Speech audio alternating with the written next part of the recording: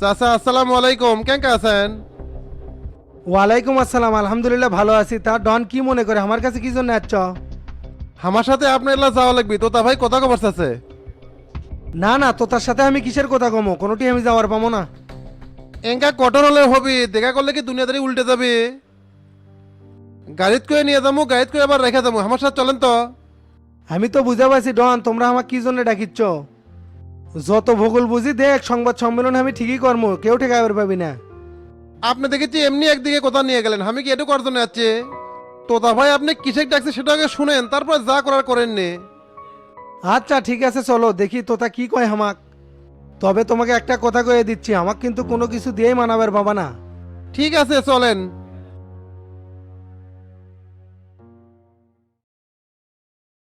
চীনের রাষ্ট্রদূতের সাথে কি মিটিং করলেন লিডার?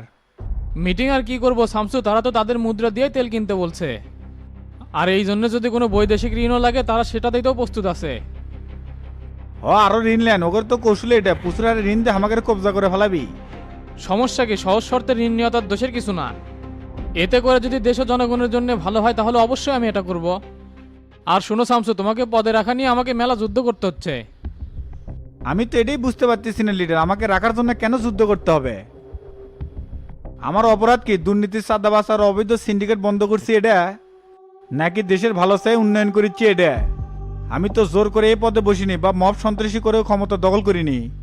তাহলে আমার পদ টিকানোর জন্য যুদ্ধের কথা কেন আসবে? আমি তোমার কথা বুঝতে পারছি শামসু, তবে একটা কথা কি, জনতা পার্টি যেমন জনগণের দল, তেমনি এখানে নানান রকম নেতাদের বসবাস এবং তাদের সমন্বয়ে দল পরিচালিত হচ্ছে। তাই সবাই যে ইমানদারি ব্যক্তি হবে সেটাও কিন্তু ঠিক না। রাজনীতিবিদরা টুকটাক দুর্নীতি করবে, টাকা কামাই করবে, এটাই তো স্বাভাবিক। তাদের যদি একটি সুযোগ না দেয় তাহলে তো দল চালানো যাবে না। বাহ লিডার, একেবারে নিরুপায় হয়ে মনে হয় এই কথাটা কইলেন। জনগণ বিশ্বাস করে আমাদের সংসদে পাঠাচ্ছে তাদের আমানত খিয়ানত করার জন্য নয়। দেশের উন্নয়ন করবে আসে যদি তাকে সাথে বেইমানি করি তাহলে তো দেশের উন্নয়ন করা আর হলো না। আর এই দুর্নীতিবাদ চিটার বাটপারের কি দরকার আছে দলে, সেটা কোন তো? আজ এদের কারণেই তো তেল থাকা সত্ত্বেও সিন্ডিকেট হচ্ছে, আপনি কি সেটা সামাল দিতে পারতেছেন? দুর্নীতিবাজ অসৎ নেতাদের জনতা পার্টি কখনো প্রশ্রয় দেয়নি, কখনো দিবেও না। কেউ ভুলের ঊর্ধ্বে নয় শামসু, ভুল মানুষেরই হয়। আমি দলে কোনো রকমের বিশৃঙ্খলা দেখতে চাচ্ছি না, শান্তি চাই। তোমার কাছে আমি এই সহযোগিতা কামনা করতেছি যাতে সবাইকে নিয়ে জনতা পার্টির ঐক্য বেঁধে রাখতে পারি। ঠিক আছে লিডার, আপনার কথার বাইরে তো আর আমি যেতে পারি না, তাই এই শান্তি ফিরে আসার জন্য আমি কি সহযোগিতা করতে পারি? বেশি কিছু নয়, দলের অন্যান্য নেতাদের সাথে সহমর্মিতা স্থাপন। যাদের সাথে তোমার মনোমালিন্য চলতেছে আমি আশা করি তাদের সাথে তুমি সমস্যা মিটা নিবা। ভালো খারাপ মিলে অনেকেই তোমার নেতৃত্বে খুশি নেই, সেটা কি জন্যে না তা আমি জানি। তবে আমি এটাই চাই সবার সাথে সবকিছু ভেদাভেদ ভুলে ভালো সম্পর্ক গড়ে তুলো। আপনার কথা আমি বুঝতে পারছি লিডার, কিন্তু মতি হাজির মোল্লা ব্যতীত অন্য কারোর সাথে তো আমার সম্পর্ক খারাপ হওয়ার কথা না। এখন কেউ যদি হয়তো আমার ওপর মন খারাপ করে থাকে সেটা তো আর আমি বুঝতে পারবো না, আর সমাধান কেঙ্গে করে কর্ম। মোল্লা মতি আর হাজির ব্যাপারটা বাদ দিয়ে আমি তোমাকে বলতেছি, যেমন তোফায়েল, হানিফ, ফজলে রাব্বি এদের গ্রুপে যারা আছে তাদের সাথে বিরোধ মিটে ফেলানোই ভালো হবে। এটাই তো আমি বুঝতে পারতেছি না, ওদের সাথে আমার বিরোধ কিলে আর কি জন্য আমাকে অপছন্দ করতেছে। এইগুলো চিন্তা ভাবনা বাদ দেওয়া তো থামছো কেন, বিরোধ কি জন্য তোমাকে অপছন্দ করতেছে সেটা তুমি ভালো করেই জানো। মুরব্বীদের সামনে ছোট হলে কখনো সম্মান কমে না, এটা মাথায় রাখবা। ওদের গ্রুপের কিন্তু একটা ভূমিকা আছে জনতা পার্টিতে, তাই আশা করি তোমাকে আর কিছু বলতে হবে না। ঠিক আছে লিডার, ওদের সাথে বসে আমি এটা মিটানোর চেষ্টা করব, কিন্তু তারপরে যদি না মানে তখন কি করব? তুমি আগে বসে কথা বলো, তারপরে পরেরটা পরে দেখা যাবে। ঠিক আছে তাহলে এখন আমি উঠলাম, মন্ত্রণালয়ে যেতে হবে, অনেক কাজ হাতে জমা হয়ে আছে। ঠিক আছে যাও।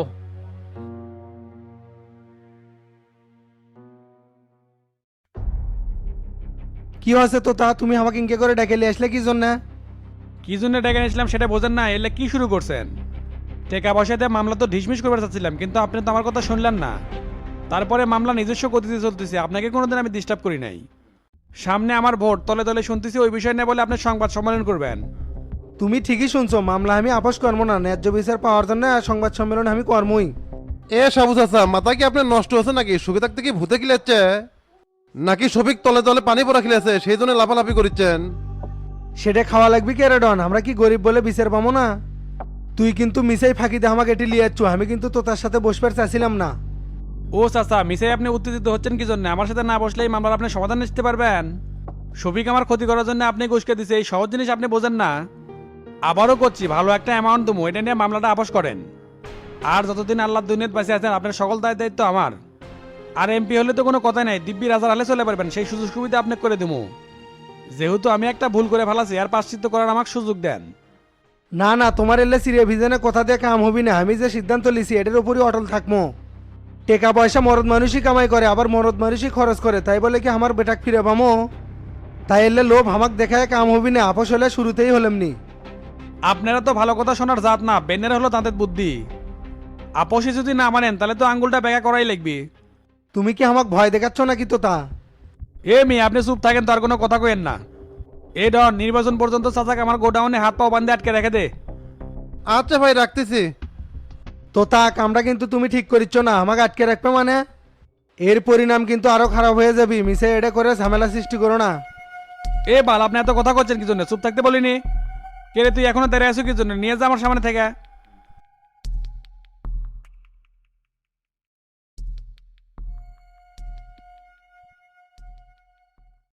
হ্যালো টেরা, বলেক। ওস্তাদ আমি তো ঢাকাতে যাচ্ছি। কে রে, বলা নাই কোয়া নাই, তুই হঠাৎ করে ঢাকা চলে যাচ্ছ, কোনো সমস্যা আছে নাকি? না কোনো সমস্যা হয়নি, পাবনাতে একটা ট্রেনিং এ যাচ্ছিলাম তো, তাই ভাবলাম ঢাকা থেকে ঘুরে যাইতে। আপনি আছেন কুটি এখন? আমি তো বাইরে একটু ব্যস্ত আছি, ফিরতে দেরি হবি। তুই কোনটি আছো? অফিসে আসলাম মানিক ভাই আর গুরুর সাথে দেখা করার জন্য। আচ্ছা ঠিক আছে, ওকের সাথে বাসায় চলে যাস, রাতে দেখা হবি নি।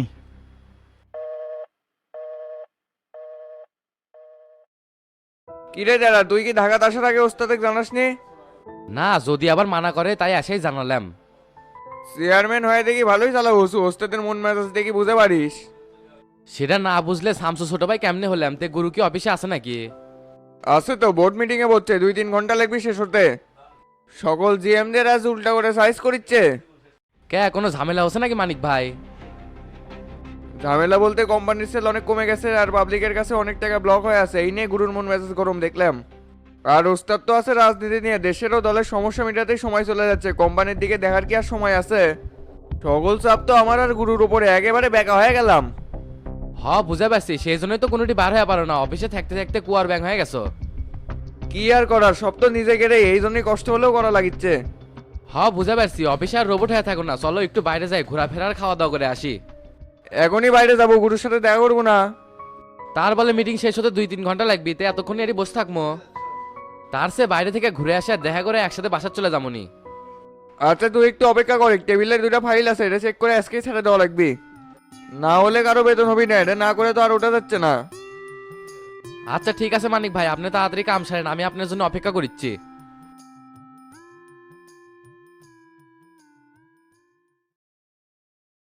চাচা কোন কি হচ্ছে? কে রে, ওষুধ যে আমার শেষ হয়ে গেছে সেটা তো মনেই আসিল না। কে আপনাকে না আমি কালকেই জিজ্ঞেস করলাম, কোনো উত্তরই তো দিলেন না। নানান চাপে আছি, তালের কি আর ঠিক আছে? মজনুর বাপ যে ঝামেলা শুরু করছে, না জানি এখন কি করে বসে। চাচা আমিও শুনলাম, তে আলগাই মাতব্বরি করা কি দরকার? কি হচ্ছে না হচ্ছে সবাই তো জানে, আর ওনাকে মাসে মাসে চলার জন্য টাকা দিচ্ছি না। আর এখন পাকনামো করে আমাকে কথার যদি বাইরে যায় তাহলে তো এখন এলে সব বন্ধ করে দেয় লিখবি। মানুষের বয়স হয়ে গেলে নাকি ছোট ছেলের মতো হয়ে যায়, মজনুর বাপের হচ্ছে সেই হাল। শফিক নিশ্চয়ই কোনো লোভ টোপ দেখায় উস্কে দিছে, সেই জন্যই তো এত ফাল পারিচ্ছে। আসলেই চাচা এই বুড়াজিন বেশি ফাল পারিচ্ছে, আর একটা বিহিত করা দরকার। নির্বাচনের জন্য খালি আমার হাতটা বেঁধে থুইছেন, নাহলে তো এক তুলে নিয়ে এসে পাশার ঠিকই পোজ মারলাম নি। বুঝা পাচ্ছি, নির্বাচনটা আগে শেষ হবার দে, তারপর একটা ব্যবস্থা করবই নি। আর আমার প্রেসক্রিপশনটা তোর ফোনে আছে না রে? চাচা আছে, আর আমি মিজানেক দেব ওষুধ আনাচ্ছি, সমস্যা নাই। আচ্ছা ঠিক আছে, তাড়াতাড়ি নিয়ে আয়, সকাল থেকে কোনো ওষুধই খাইনি।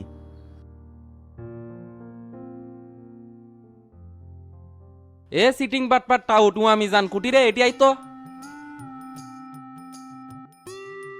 ভাই, আপনি দেখি এখনো আমার উপর খেপে আছেন। চুপ কর শালা চিটিং, তোর এখনো তো হিসাব হয়নি। ভাই আপনি দেখি এখনো আমাকে ভুল বুঝে আছেন, আমি এমন কি করছি? এ বাটপাট, তুই কি করছু মনে নাই? ষড়যন্ত্র করে আমার সংসারে আগুন লাগিয়ে দিছু। এগুলা আমি পরে দেখিচ্ছি, এখন তাড়াতাড়ি মন্টুর দোকানে যা চাচার ওষুধ নিয়ে প্রেসক্রিপশন তোর হোয়াটসঅ্যাপে পাঠিয়ে দিচ্ছি। আচ্ছা মাই ঠিক আছে।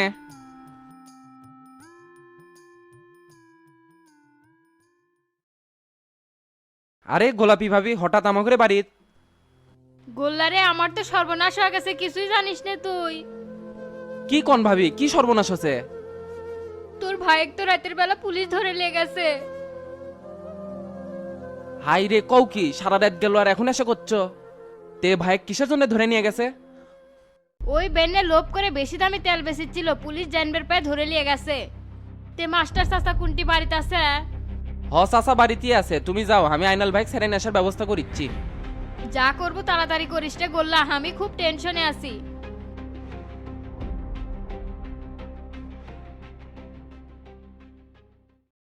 আপনাকে বারবার কইছিলাম ভাই সিন্ডিকেট করে বেশি দামে তেল বেচার দরকার নেই, এখন দেখলেন কি হলো, এর থেকে আর বাড়ি হওয়ার পাবো না। এ বে মেয়া মেয়া করছো কি জন্য? কিছুক্ষণ পর দেখছি থানার নেতা কর্মীদের ভরে যাবিনি। আমরা কি এটি খুন খারাপই করে যাচ্ছি নাকি রে যে আটকে থুবি? আপনি যে বেশি দামে তেল বেচেন এটা তো এখন সবার সামনে ফ্ল্যাশ হয়ে গেল, মানুষ তো এখন কবি নেতাও সিটার। আর তখন তো ভাবিও আপনাকে মানা করছিল এগুলো 2 নম্বরই করেন না, তারপর আপনি কারো কথাই শুনলেন না। আমারে কপালের দুঃখ আছে, শুনলাম তেলে সিন্ডিকেট করে যারা ধরা পড়িচ্ছে তারাও কারিও কি ছাড়িচ্ছে না, সরাসরি জেলে পাঠিয়ে দিচ্ছে, কোনো জামিন দিচ্ছে না। এত চিন্তা করিস না তো, যদি জেল দেয় তোর সব খরচ আমার এবং জামিনও আমি করামো। চিনতে কি খালি জেলে যাওয়ারটা করেছি, দোকান দিয়ে সিলগালা করে দিল, ওটা কেমনি খুলবেন নি? আপনার সাথে থাকে আমার 2 বার জেলে আসা লাগলো, আমার লাইফটা কি আর কিছু থাকলো? সিলগালা পরে গেল না, আমি কি আর বিয়ে করে পাবো? হোসে এর কথা শুনো, এ পাগলা মরদ মানুষই তো জেলে আসে। তুই জেঙ্গা করে টেনশন করছু, হুট করে তুই স্ট্রোক করবো রে। এ আইনাল ভাই এটা কোনো কথা? আমি তেল ব্যাগ করে গাড়ি বের করে পারিচ্ছি না, আর তুমি ডাবল দামে তেল বেচিচ্ছ, এটা তো জানবারই পারলাম না। জ্যারেমি করো না, আমাগরে থেকে বেশি নিয়ে পারবে না দেখে কওনি। এ বে মিশে এক কথা দান কোশ না। হুট করে মিতালি পাম্পে তেল একটা লাইন পাঠিলাম, কিনে নিয়ে এসে ডাবল দামে বেচেছিলাম। খোলা বাজারে না সবগুলি ডাবল দামে বেচিচ্ছে, তা করে তো ধরলো না, তোমাকে ধরলো কি জন্য? গোল্লা ভাই আর কয়েন না, এই লোকের লোভ বেশি, ডবলের উপরে আরো 20 টাকা বাইরে দিছিল। যে ডিবি আমার ধরে লেছে আধা ঘন্টা ধরে আমাকে রিকোয়েস্ট করেছিল যে ডবল দামি তেল নিবি, তাও এই লোক দেয় নাই। কেবলকা বুঝে পারছি, সব নাই আইনাল ভাইরই দোষ। এ বাদ দে তো, এখন সারানোর ব্যবস্থা কি করছো সেটা কত? এর সাথে কেটা হচ্ছে? সাথে চাচা যাচ্ছে শুনে তো সেই মেজাজ খারাপ করে আছে, দেখুনি কি চোদনটাই দেয়। আমার ভুল হয়ে গেছে রে, কাজটা করা ঠিক হয় নাই, তুই এলে চাচাক বুঝে কোষ। তুমি মিয়া ডিস্টার্ব আছো, রাজনীতির দোহাই দিয়ে এতদিন ইনকা করে ভক্ক চক্কর করছো।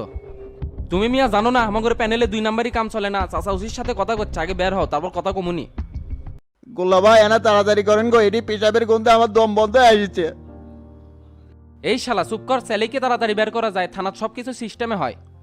ভাই একটা বিড়ি দেন তো, খুব টেনশন লাগিছে, যে ভালো লোকের সাথে আছি তাই কিছুই খায় না। শালার বেটা জেলের ভিতরে আসু দেখে বেঁচে গেল, নাহলে এক লাত্তিতে মাজা মোজা ভেঙে ফেলে দিলাম নিয়ে। আমি কি এটি বিড়ি লিয়াচ্ছি? এ গোল্লা তুই এর কথা কান দিস না তো, যা তো তাড়াতাড়ি বাড়ি করার ব্যবস্থা কর। আচ্ছা যাচ্ছি।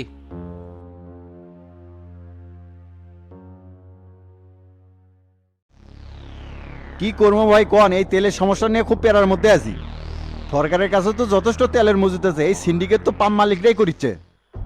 এখানে আপনাদেরও ব্যর্থতা আছে ওসি সাহেব, আপনারা যদি ভালোভাবে নজরদারি করলেন নি তাহলে কি আর এটা করতে পারে? আর কাউন্সিলরের বেটা যে মদিনা পাম্পের ম্যানেজারে ছুরি মারছে, অকি গ্রেপ্তার করে পারছেন? চাইলেই কি ভাই গ্রেপ্তার করা যায়? ওই চেহারা ছুরি মেরে পলা যায়, এখন পুলিশ তা খুঁজতেছে। বুঝে পাচ্ছি, এখন আইনালেক আমার হেফাজতে ছেড়ে দেন তো, এর পরবর্তীতেও এই ধরনের কাজ আর করবি না। দেখেন সভাপতি সাহেব, আপনারাই যদি অন্যায়কে প্রশ্রয় দেন তাহলে আসামিকে আমরা ধরেই বা কি করি? ওই ছেলে তো অবৈধভাবে তেল মজুত করছে তো করছে ঠিক আছে, আবার ডাবল দামের চাইতে বেশি দামে তেল বিক্রি করতেছিল। আমরা তো খোলা বাজার অল টাইম চেকিং এর উপরে রাখছি, আজকেও 3টা ধরে নিয়েছি। আচ্ছা ঠিক আছে বুঝে পারছি ওসি সাহেব, তবে ওই ছেলেটাও কিন্তু খারাপ না, হয়তো লোভে পড়ে এই কাজ করছে। আমি শাসন করে দেবনি, নেক্সট টাইম থেকে আর এই ধরনের ভুল করবি না। ঠিক আছে ভাই, আপনি যেহেতু নিজে এসে সুপারিশ করেছেন, এবারের মতো আগামী ছাড়ে দিচ্ছি, তবে নেক্সট টাইম কিন্তু সাথ দেবো না, এটা মাথায় রাখেন। এ হাসান এদিকে আসো তো। জি স্যার বলেন। লকেবে আয়নাল নামে একটা ছেলে আছে, ওকে ছেড়ে দাও। স্যার ওর সাথে তো আরেকটা গ্যাটিস আছে, ওকে ছেড়ে দেবো নাকি? ভাই ওই গেটিজে কি আপনাদেরই লোক নাকি? হ্যাঁ ওই আইনালের দোকানের কর্মচারী, ওকে ছেড়ে দেন। এ হাসান ওই দুটো কি ছেড়ে দাও। Okay sir.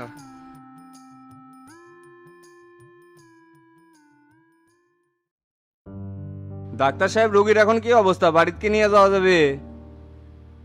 দেখেন হাতে পায়ের হাড়গুলো এখনো ভালো মতো জোড়া লাগে নাই, যদি হাসপাতাল থেকে রিলিজ দিয়েই দিই বাড়ি থেকে ভালোভাবে যত্ন করে পারবেন? সমস্যা নাই ডাক্তার, বাড়িতে পরিচর্যা করার জন্য লোক আছে, ওরাই দেখে শুনে রাখবিনি। তো এমনিতে তো আর কোনো সমস্যা নাই না? সমস্যা নাই আবার আছেও, যেভাবে মারগুলো মারা হচ্ছে একেবারে প্রফেশনাল ভাবে। কি অপরাধ করছিল বলেন তো? এইভাবে তো কেউ চোরকেও মারে না। কি করব বলেন, সবই রাজনৈতিক শত্রুতা। নির্দোষ একটা স্যাংরাক ধরে এরকম অমানুষের মতো পিটান পিটেছে। তে আপনারা মামলা করেন, এইভাবে নির্দোষ মানুষকে মারলেই হবি নাকি? দেশে কি আইন কানুন নাই? দেশে আইন কানুন সবই আছে, আগে ম্যারের বদলে ম্যার হবি, তারপরে মামলা করবো। যেহেতু রাজনৈতিক গ্যাঞ্জাম, সেই জন্য একটু সময় নিচ্ছি। হ্যাঁ নেন, এই ধরনের মারামারি তো আজকাল বেশি হচ্ছে। তে ডাক্তার সাহেব এখন আবার ড্রেসিং করে দিবেন নাকি? না এখন দিব না, সন্ধ্যার আগে আগে আরেকবার ড্রেসিং করে দিব। আর মনে হয় রুগীকে 2 দিন রাখলে ভালো হবে, তারপরে বাসায় নিয়ে যান। আচ্ছা ঠিক আছে ডাক্তার সাহেব।